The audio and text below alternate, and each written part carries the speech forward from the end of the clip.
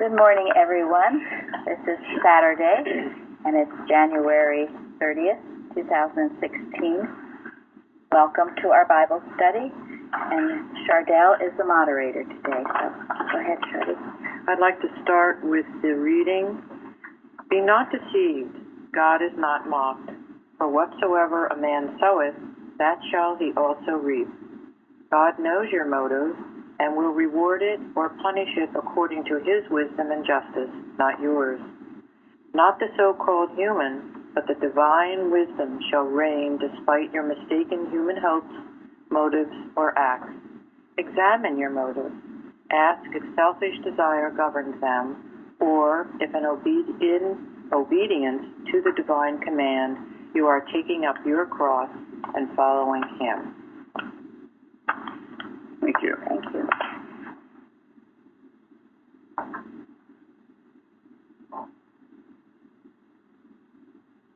I said go. Yeah, you go. Go ahead. Today our topic is waiting on God. And the first question is, the readings are from Hosea.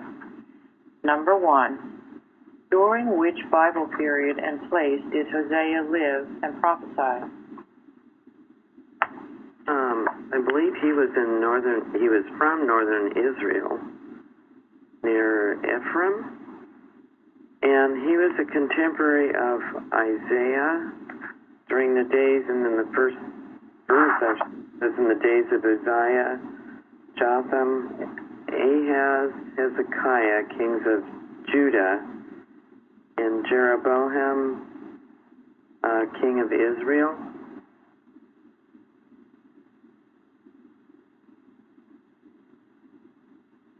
Okay. Anyone else? Isaiah was earlier? Yes. Yeah. I think. What Jeroboam was definitely earlier because he was right after Solomon. It was a Jeroboam too. Yeah, it was Jeroboam This too. is his son. Yeah. The other Jeroboam. Junior. It's in the later part of the history. Before leading up to the Assyrian and then the Babylonian conquest. It leads up to it. Yeah, it was right before the destruction and deportation by the vicious Assyrians, I read, and they seemed to be enjoying a period of what? Prosperity. Yes. We should say apparent prosperity. Yes, appeared to enjoy a season of prosperity and growth. But inwardly there was peace. But inwardly there was moral corruption, what they call spiritual idolatry, that had thoroughly infected the people. Sound familiar? Yeah. Sounds like today. It does, doesn't it? We had talked in a clear Bible study a while ago about the first king of the northern kingdom, how he was kind of had more of an economic or business view of things, right. and how he managed, and that seems to have carried through, prosperity without God, so to speak.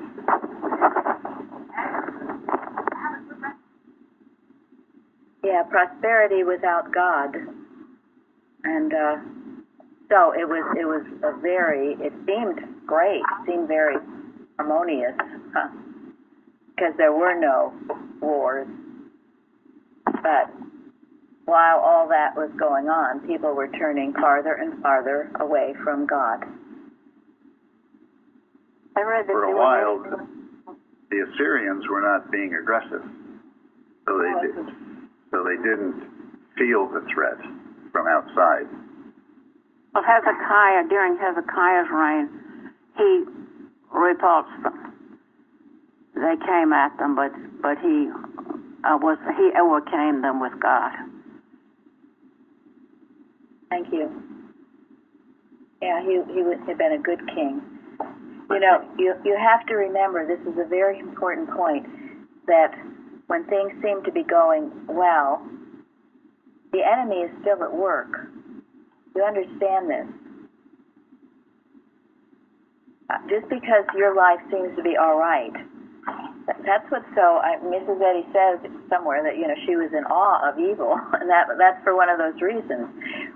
Now we don't give it power. We understand its nothingness, but you never go to sleep on it, because just when you think everything is fine, it's working. It's working secretly, silently. It's working, and that's what she says. That's why I love that address, the 4th of July address in Miscellaneous Writings, where she tells us to doff our lavender kid zeal and become consecrated warriors. She said people are working day and night against our standard bearers. Are we going to be equally in earnest? That's what she says. You've got to remember this. And sometimes that's why she despaired when she saw her students sinking into human harmony, because she knew that was far worse than perhaps, all hell breaking loose when everybody's scrambling and on their knees to God. The enemy never sleeps. Don't forget that. I'm not saying this to scare you, but I'm saying it to wake you up, because I've learned it. There was that movie years and years ago called Poltergeist, and it was horrible. We all went as a church to see it, but I remember they defeated, I don't even remember what it was, some horrible thing. They defeated it, and then you saw the main heroine. She's in the bathtub all lounging around, having a lovely time, and you just had this horrible feeling because she thought the battle was over. And all of a sudden, this huge, horrible thing leaps out at her. It scared me to death, I remember. But anyway, it was a good lesson. Don't relax. I thought it was so helpful from last week. We talked about error, that it lurks. It hides in secret, but also it has an intent to pounce on you when you least expect it. That's what lurking error does. Gets you into a relaxed mode. And then at that point in time is its opportunity. What was your definition of it, Linda? It was something like that. Yeah, you could find it if you want it, but I don't know. Writing about ambush, waiting to ambush. Yeah. That was the word, ambush. Yeah, it was ambush. That's Waiting to ambush. Waiting to ambush, lurking. So it's not that passive, is it? It's waiting to ambush. I think it may be Carpenter who says that the greatest danger that comes to people is the thing that causes them to relax their alertness. That's the greatest danger. The thing that causes you to relax your alertness. And you always hear on the news, oh, the economy is better, unemployment rate is, better, all these things are better. That's the indication of we're okay. Do they ever say anything about our spirituality level? Do they ever say are we with God more? Do they ever measure that at all? No, it's all on this other stuff. Zero. So as long as people are having jobs, as long as most people are happy, as long as this or that, whatever their standard is, then we're okay. We're okay. So they say. Well, so they say, right. So they say. They fudge the numbers so they can support their statement. But Well, there's a reason why Jesus instructed everybody to watch. He said you have to do it. Mrs. Eddy told us we have to do it. And that's the reason why. If you're not watching, you're sitting duck. Things may seem to be fine for a while, but if you're not watching, you're an easy target. But the measure should always be, how am I doing, God? Not, how am I doing? Do I have a new car or something? Right. Exactly. That is always the measure for ourselves and for our nation. That's the measure. And this measure was no longer being applied here at this time. They were doing fine. So they thought. So they could have their idols. Their idols were serving them well. So they thought. And they slept. I read that of all the prophets during that time, Hosea was the first to foretell the destruction of Israel. And I read that his name, he was son of Beri, and Beri signifies a well, fountain of life and living waters. So he was alerting the people to life. Yes, thank you. I also read that in his time that he was the only prophet that left a written record. So he evidently was so in earnest in what he did, he got it down and documented. Or are there others in that time? I'm not even quite sure we even know who they are. Amos. Amos. I read there was Joel, Amos, Micah, Jonah, Obadiah, and Isaiah.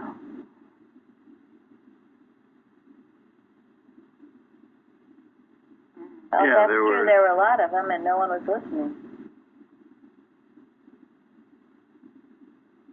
So, and again, this is, I've mentioned this, but the fact that the BOD suppressed the books telling all of us the importance of watching is unconscionable. If that is all they did, that is unconscionable. And they did do that. They did do that. And so you're left, a whole movement is left without the protection and the alertness that it needs. And it was. I'd never heard of watching. I still get new people coming who have been lifelong scientists. They never heard of watching. What's watching? Well, maybe that's why they took it off the cover of the Sentinel. Yeah. Thank you. They did that too. It took a while because they weren't supposed to change the design, so that was controversial. But they finally did it. Wow. And you know, originally the Sentinel was a news, something about the news. It alerted you to what you needed to handle in the news, and then it kind of slided over to more of the metaphysical. But that's originally what it was. And then, of course, Mrs. Eddy established the Christian Science Monitor, which has also gone downhill. Why?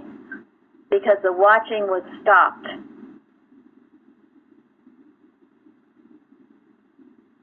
Never brought up in my 2-week class. Never. Who was a teacher whose teacher was from Mrs. Eddy's time. Wow. It was not a topic.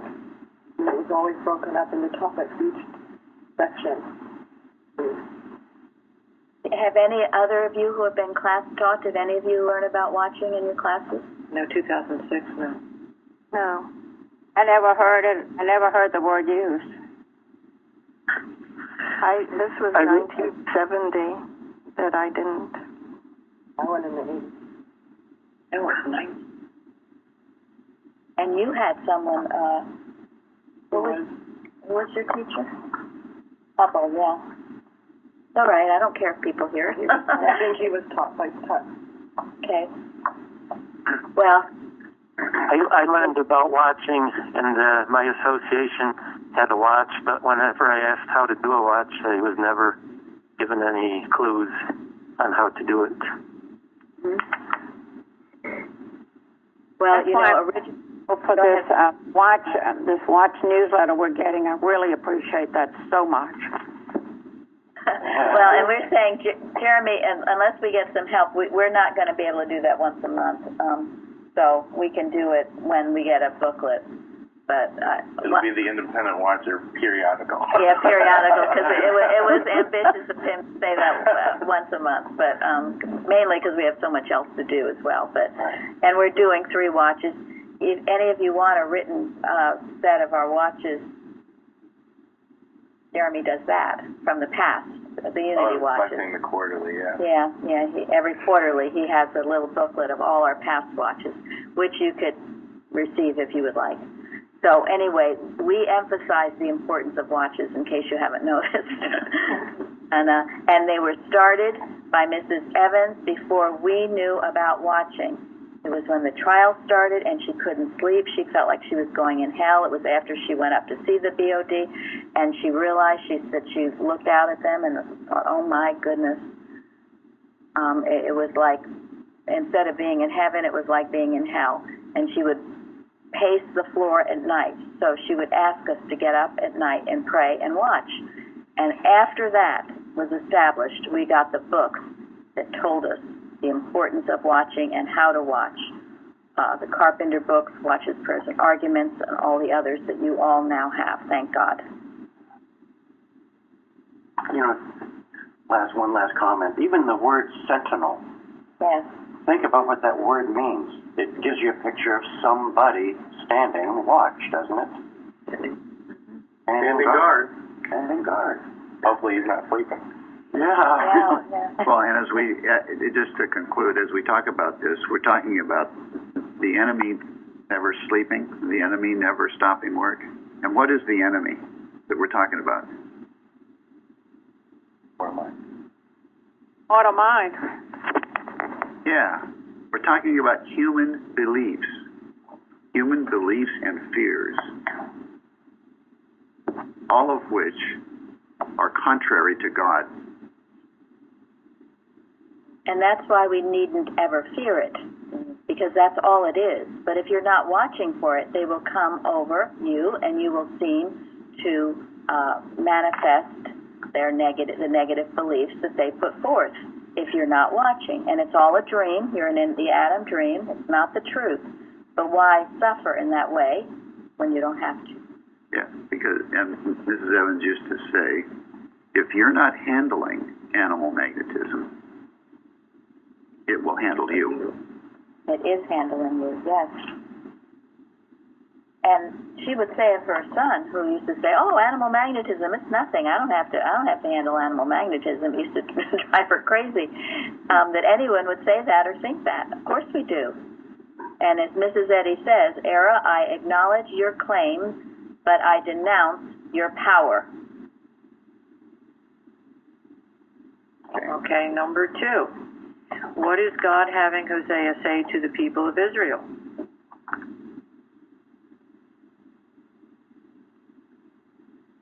Watch out. Yeah. Repent. Come back.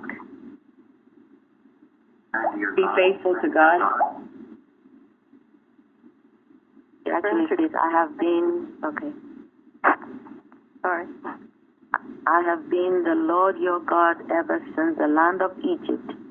You know no God but me, and besides me there is no Savior.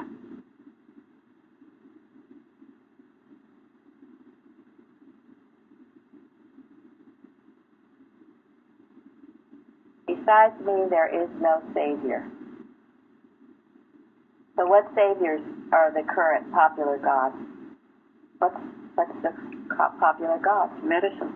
Absolutely. And has that skyrocketed? I mean, I was thinking recently from the time Mrs. Evans started her practice, which I'm not sure, I think it was in the 50s. Over those years, the changes were unbelievable with the opposition. What's another popular god that has grown immensely since then? Exercise. Sport. Professional sport. That's true. People will go to a baseball game or a football game on Sunday instead of going to church. Right? They certainly Fill their do. head with all the stats for all the players. Yes, they do. And you know, I think it was in Ben Carson's book recently where he was listing the signs of a country that's in degradation, and that was one of the signs. So whoever said that, thank you. Obsession with sports. Yeah, you know more. You don't know the books of the Bible. You never heard of Hosea or what he did, but you know who. You know who Peyton Manning is. Yeah, all the rest of them. And that's true. And people who say they can't memorize the Bible and stuff, well, they memorize all this other stuff real easily. It's what you're interested in, what you spend your time with, what concerns you. So there's no excuse for not knowing the Bible, so to speak. Treasure is where your heart is. Right. What are the gods now we're worshiping? Thank you. Diet. Money in the stock market. Definitely. Marijuana. Speak up, little. Speak up, little. Lillian said government. If government gets bigger and bigger and you look to government for your answers, yes, that's true. Look at how socialism has taken over most of the world. No, seriously. People worship their government instead of God. Because what does socialism do to the churches? Closes them. And we have proof of that in Europe, so please don't argue against that. It's proof. Once people turn to the government, the churches shrink. Why? Because they don't need God. The government gives them whatever they need. They look to the government. Now that is undeniable. All you have to do is see what's happened. Well, then you would say that ties into the story we have right now, because their government was big. They had spread out. They owned a lot of the country around them. They were comfortable. They had money. And that even goes back to where they keep talking about where Israel wanted a king instead of God. Absolutely. We are not talking about charity and loving our brother as ourselves.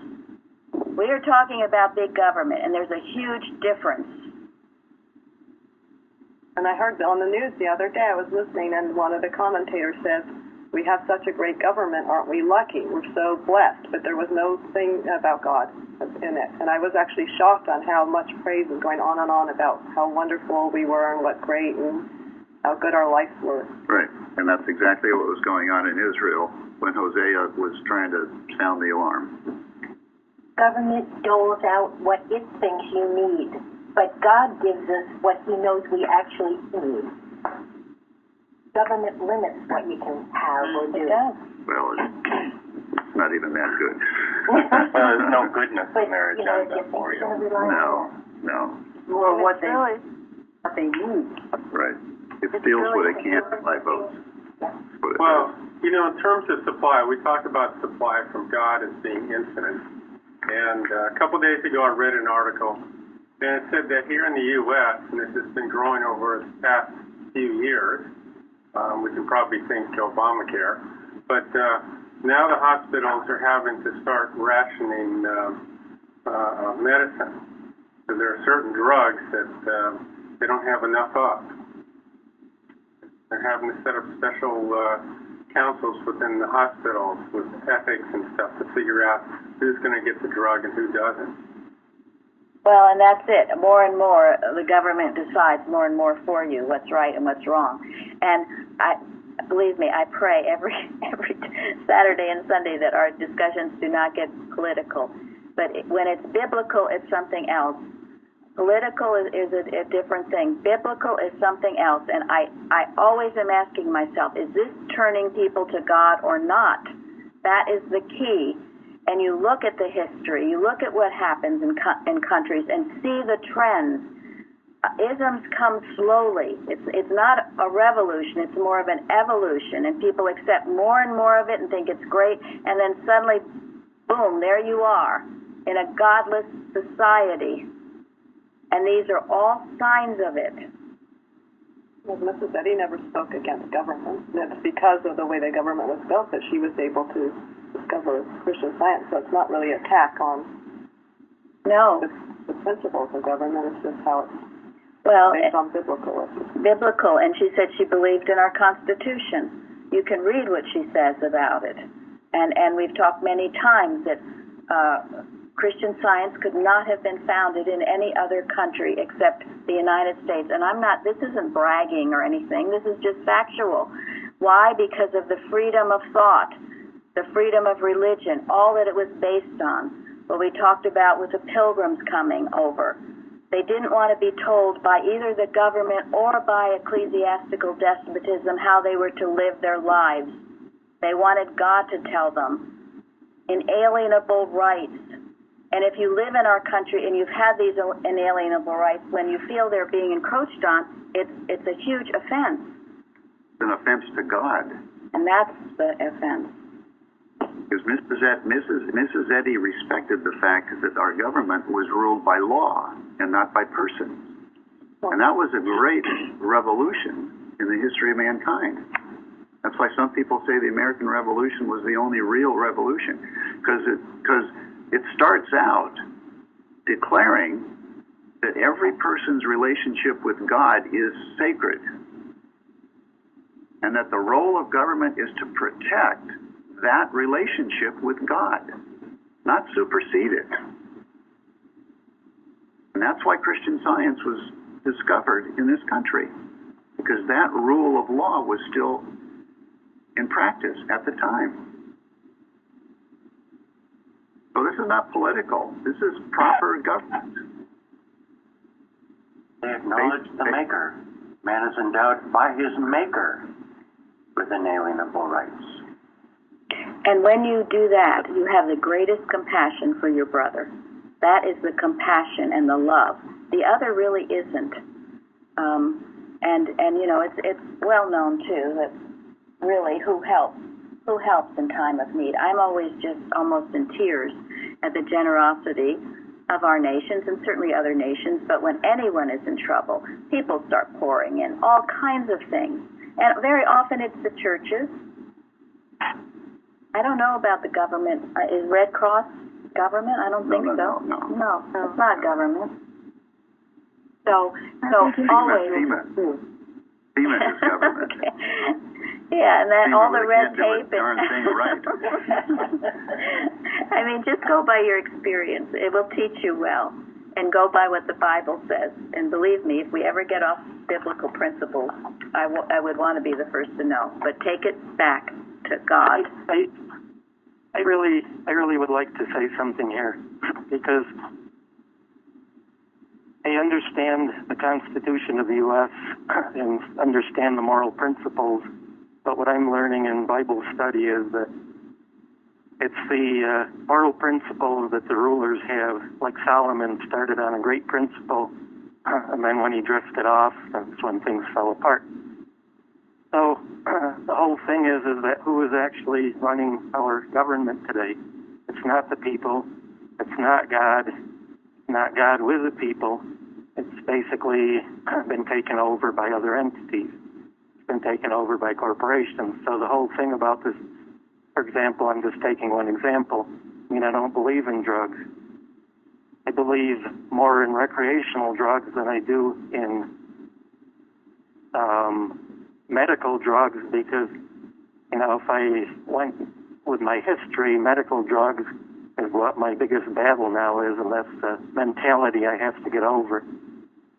But the whole point is these drugs can be bought in other countries for dollars, not thousands of dollars. The rationing comes in because somebody is greedy, and there's this whole system to make money on it, and that's all they care about.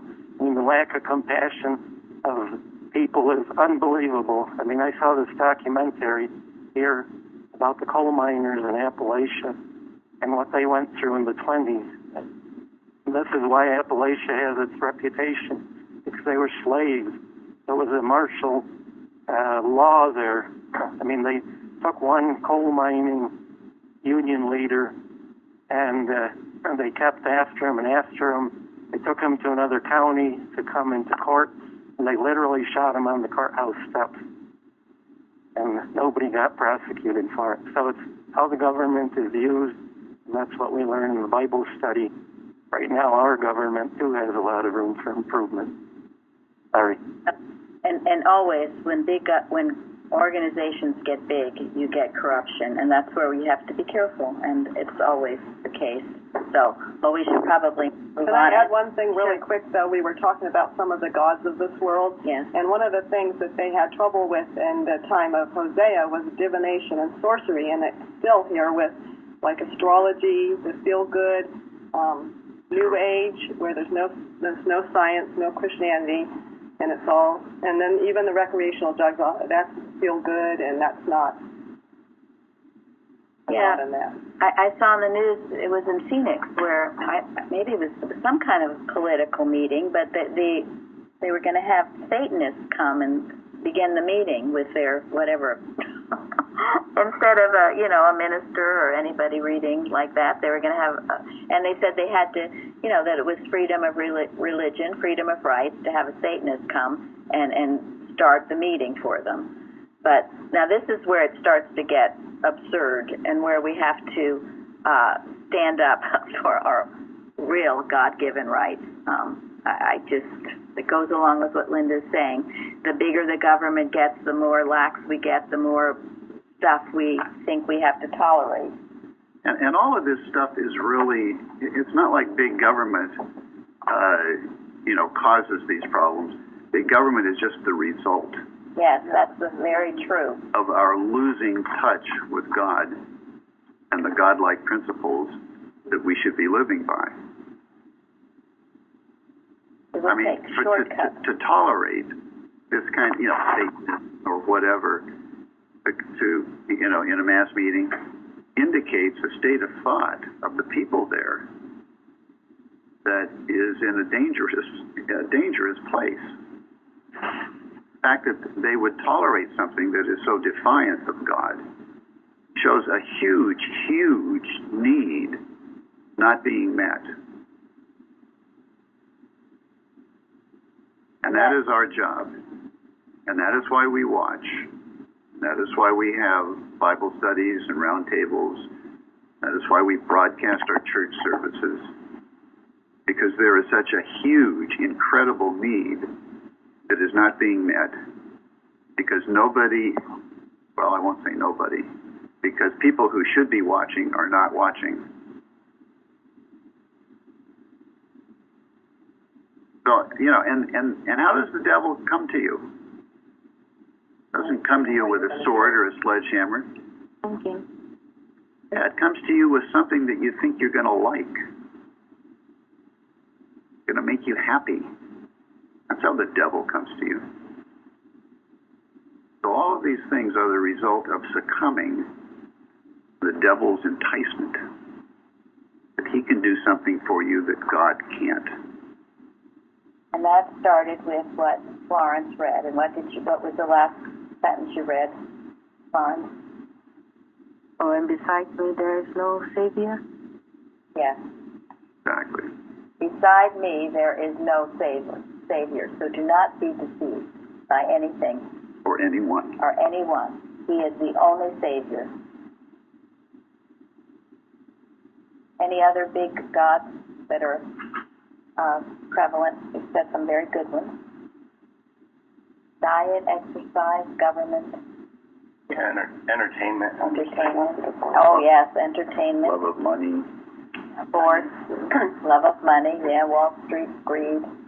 And on the money, it says, in God we trust. So we should not look to money. We have to turn to God. Right. Yeah, that story I said about someone, he would drop pennies and then pick it up, because every time he picked the penny up, he would read, in God we trust. And it was just a reminder to him that that's where his supply came from. So, yes. No, money serves a very useful purpose. It's the love of money that is the root of evil. Okay. Thank you all. Number 3. Does Hosea's personal life have any parallel with God's message to Israel?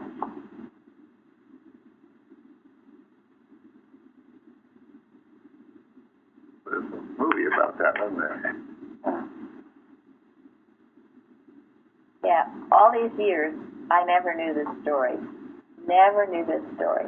And dear Parsons, or Bob in Colorado, sent me this movie called Amazing Love, which was really aimed for teenagers, but it was excellent movie about this story. What did God tell Hosea to do?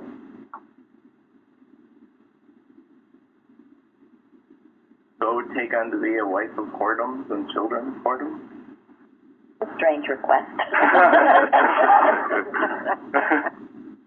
It probably deserved it, really? I mean, and I can see, when I was in the Boston, no one would ever have a lesson on this, my goodness, or talk about it. There could have been some mistake there. So what is all behind this? He did too. What was her name? Gomer's infidelity, which was the same as Israel's infidelity to God. Thank you. Gomer, the wife of Hosea, yeah. Oh, and by the way, Hosea means salvation. Not if we didn't already mention that. Thank you. And so Gomer was not faithful to her husband. He certainly wasn't. And Israel was not faithful to God. Right. It all seems to be a parable of Israel's unfaithfulness to God. Yep. But Hosea didn't turn his wife away, though. No. Yeah, I mean, it really is more than a parable. Well, I mean, Hosea had to experience what God experienced.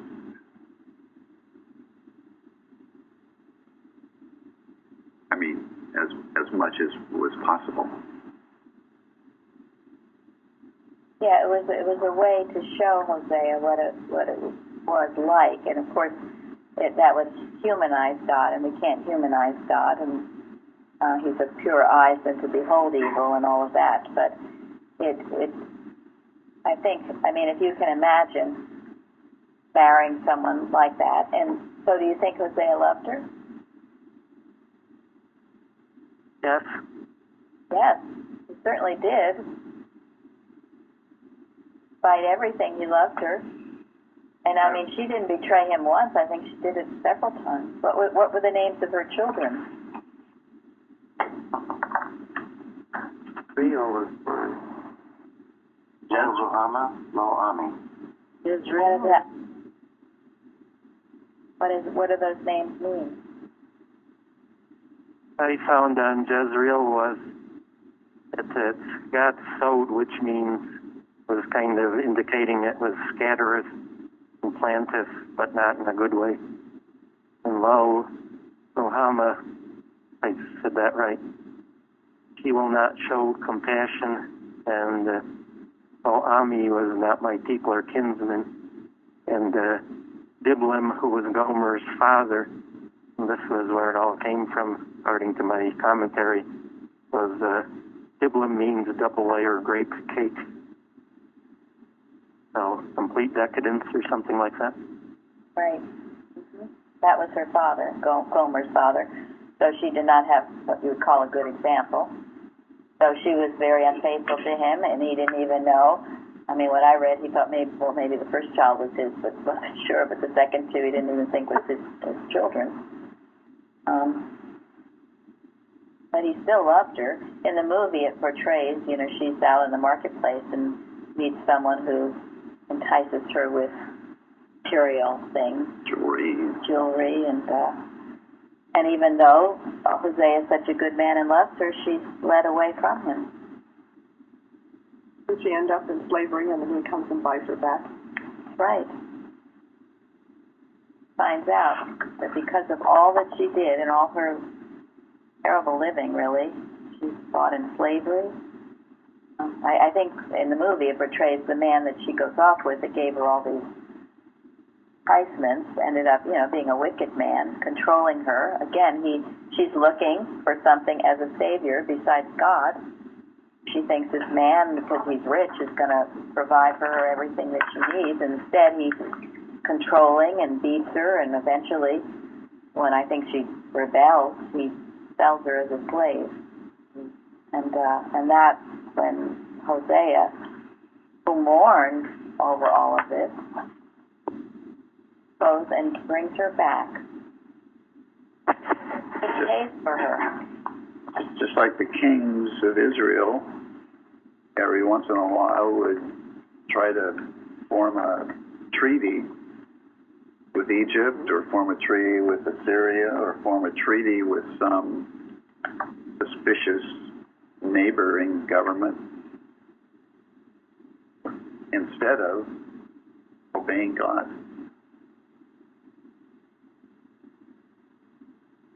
Wonderful story. The mercy of the Lord endureth forever. Yeah, so what do you get from that story?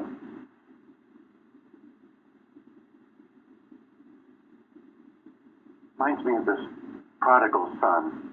When he was ready to come back, the Father was there waiting for him.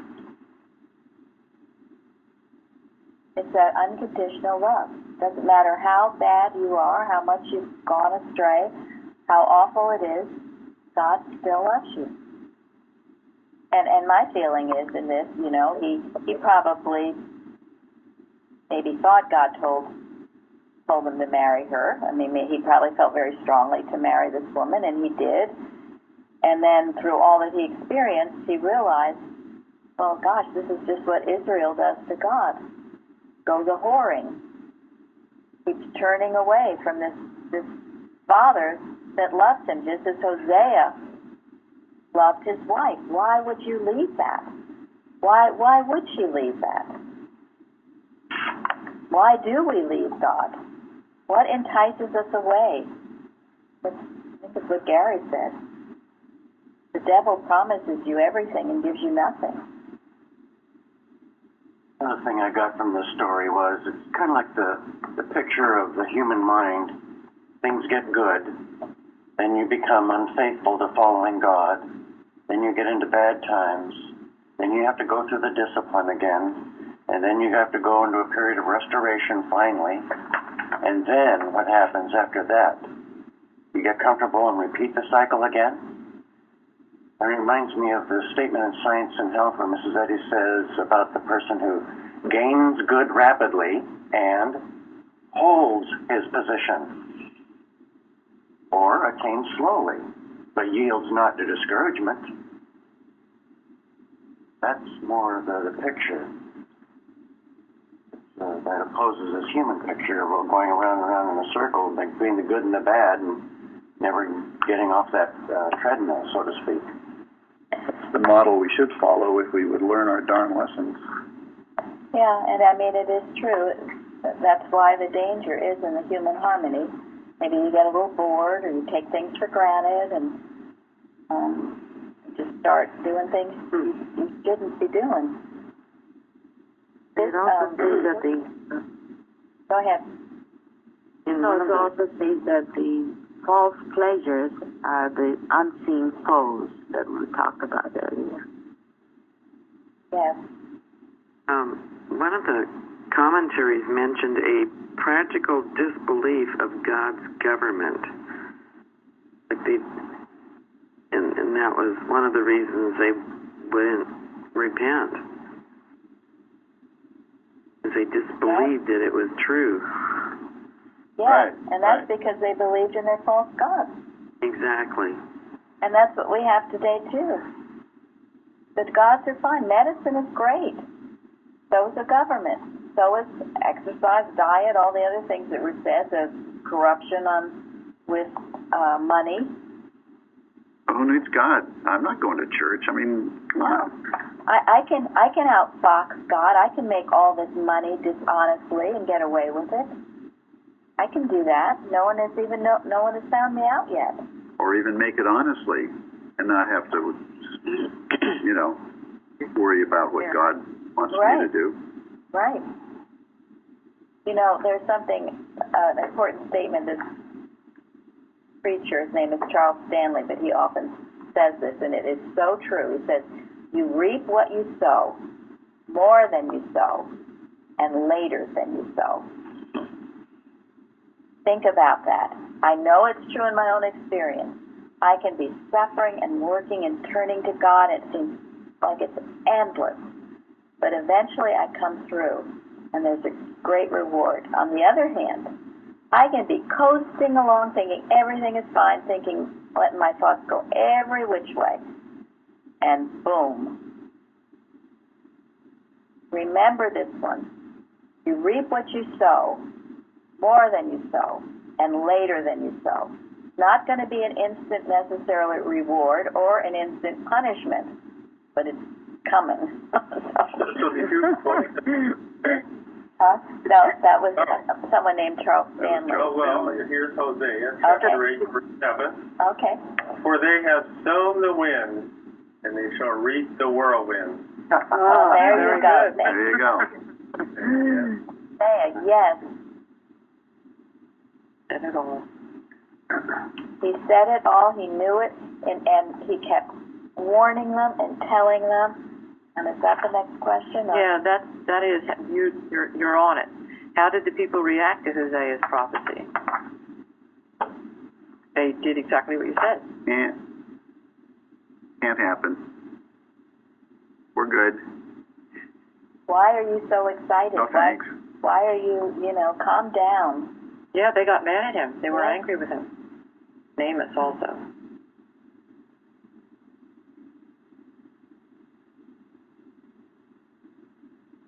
Well, that's not happening today here, though, in this country, right? Well, on the back of that, I came across a quote that says, "The spirit was willing, but the flesh was ready for the weekend." That's wonderful. Oh, that's great. That's what we'll remember. Exactly. Thank goodness it's Friday. Well, thinking about that movie, the shopkeeper told Hosea that our guys are treating us well, or something like that. What's your issue, basically? Right. And, I'm not saying, too, either that all of these things are devoid of God. There are many wonderful doctors who are very, very God-fearing. There are people in our government that pray and turn to God for all their answers. Do a really good job. There are, of course, people on Wall Street and other places who are very honest and tithe and give to charity. So there are, please, I should emphasize that, because we tend to think it's all awful, and it isn't. It never is. There are a tremendous amount of good people everywhere, and in all of these things that we've just talked about. So it's just when it gets to be the majority that we have difficulty. When it's not directed by God, then it turns to crap. I think it comes back to Mary Baker Eddy and her discovery of Christian Science, because it proves that it didn't matter how much belief Hosea had in God, he didn't know how to watch, and he didn't know how to apply this in a scientific manner, as Mary Baker Eddy discovered from Christ's teachings. Hosea was a good watcher. Yes. He watched real well. He blew the trumpet. He sounded the alarm. Don't underestimate what Hosea accomplished because of his watching.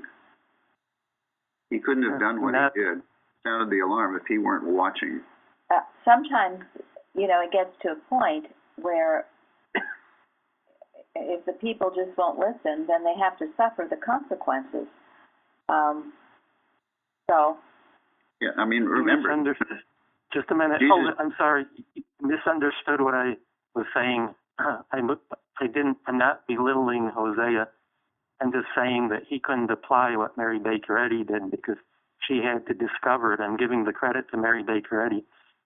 We were applying what Hosea knew, and Plainfield wouldn't be anything special, but Plainfield is applying what Mary Baker Eddy discovered.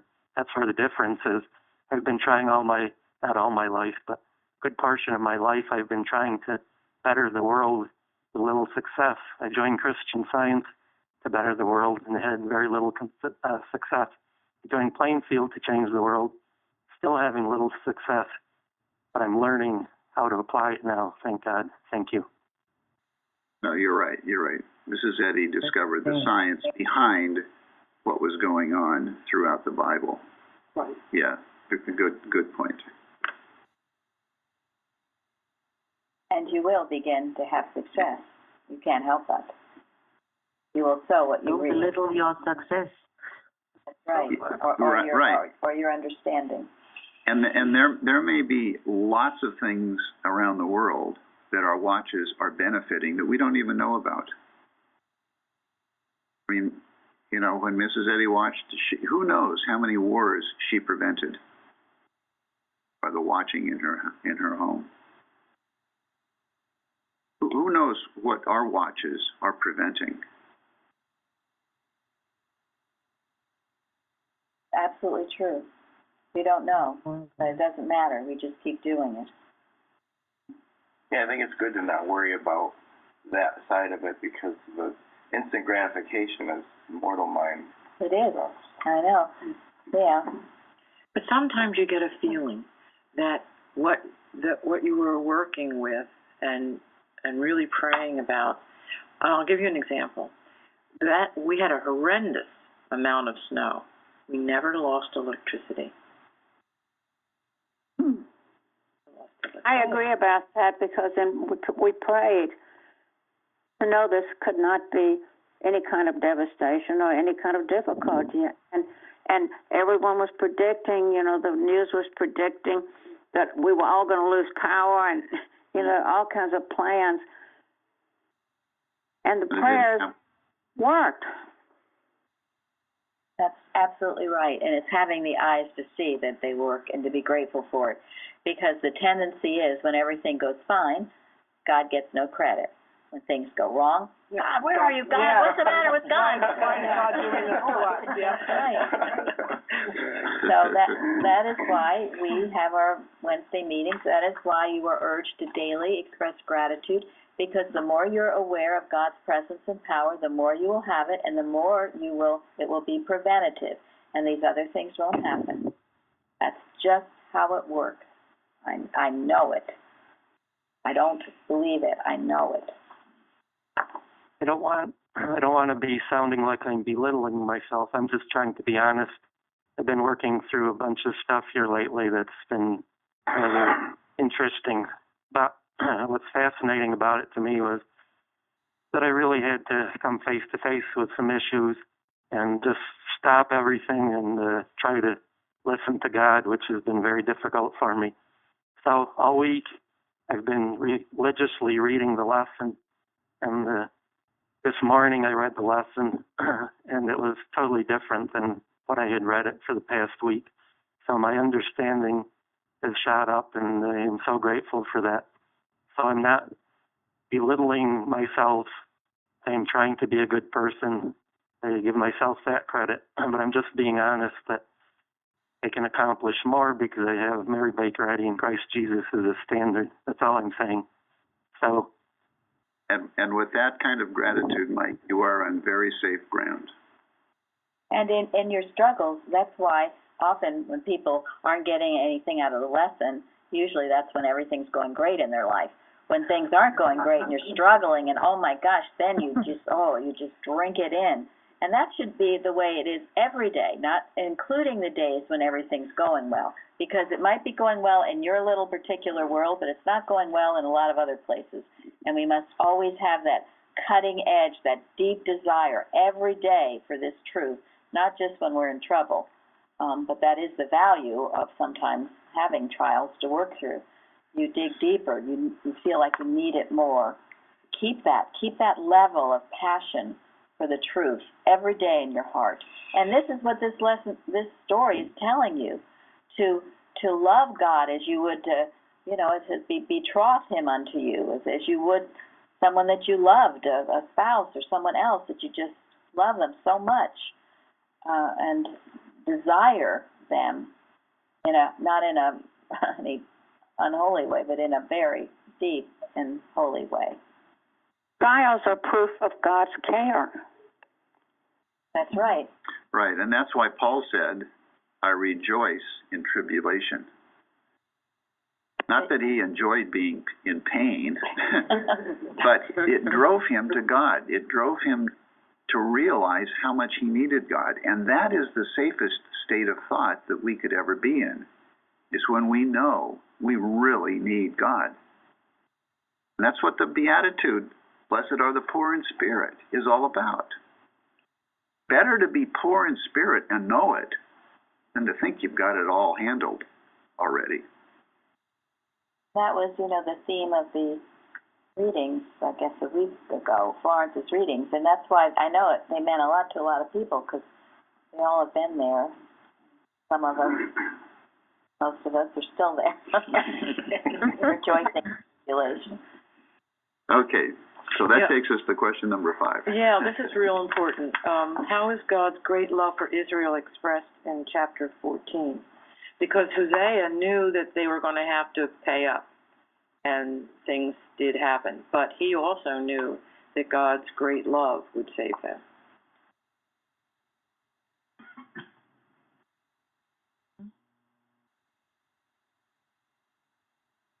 Have we heard from Jean? She usually starts the class. I'm here. Okay. you got to say something, Jean, or it won't be a Bible study. Well, as if God is saying this, I will turn my anger from them. I will heal them from this hurt of sin. Once more they shall live underneath my shadow, well watered as a garden. And then the end of the chapter was really good. Mark this, you who are wise. Note this, you thoughtful. The Eternal deals justly with all. The upright fare well under him, but sinners fall. Thank you. The beautiful natural imagery in chapter 14. Dew, I will be as the dew unto Israel. He shall grow as the lily and cast forth his roots as Lebanon. And then the branches shall spread the beauty as of the olive tree. Thank you. What is it about the dew?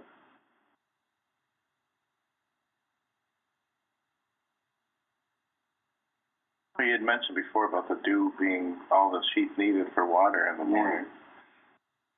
When you live in the desert, water is very precious. Another thing like about dew. dew on the tender grass. I mean, it's a blessing. And it's new every day. It's more than a blessing because the animals, that's how the animals get their water. Yeah. Yeah, that was what Jeremy just said, that story about the sheep we talked about a while ago. Sorry. Yeah, the sheep every morning, they would just get it from the dew. And it's so pervasive, isn't it? It's everywhere. It's all over. And it's amazing, the dew. Isn't that amazing? Isn't that something we could be grateful for? We're never grateful for the dew, but something beautiful that God provides. Another thing about the dew is that it settles gently. Yeah. Something very divine about the way it just is there. The Bible often refers to dew, which is why I mentioned it. They were an agricultural society largely. Yes. So that was how they lived. That is how we live, on the dew of God, fresh and new every morning, meeting our needs, quenching our thirst, every day, new and fresh. Be aware of it. It's there for you, if you look for it and if you seek it. So as we read this chapter in Hosea, we should get a deep sense of God's love for us. Yes. That should be our example for loving one another. And if you don't feel that deep sense of God's love for you when you read it again. Ask God to give you grace. When you see the movie and you see this tender love that Hosea has for Gomer, it is amazing. It is amazing love. That's the name of the movie.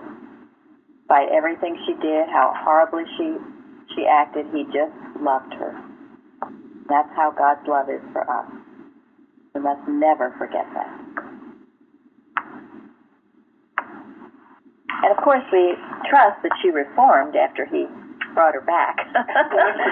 God never forgets us. That's right. So let's not forget him. That's right. Let's not forget him. Waiting on God. Wait on God, yes. He is our only Savior. Anything else, Shardy? It was lovely. Thank you. Anybody else? Thank you very much, all of you, for attending our Bible study. It was great being with you all. It was. What a wonderful way to spend an hour of our Saturday morning with you all. Thank you, Shari. Thank you. Thank you so much. Thank you, Shari. Thank you, Shardy. Thank you, Shari.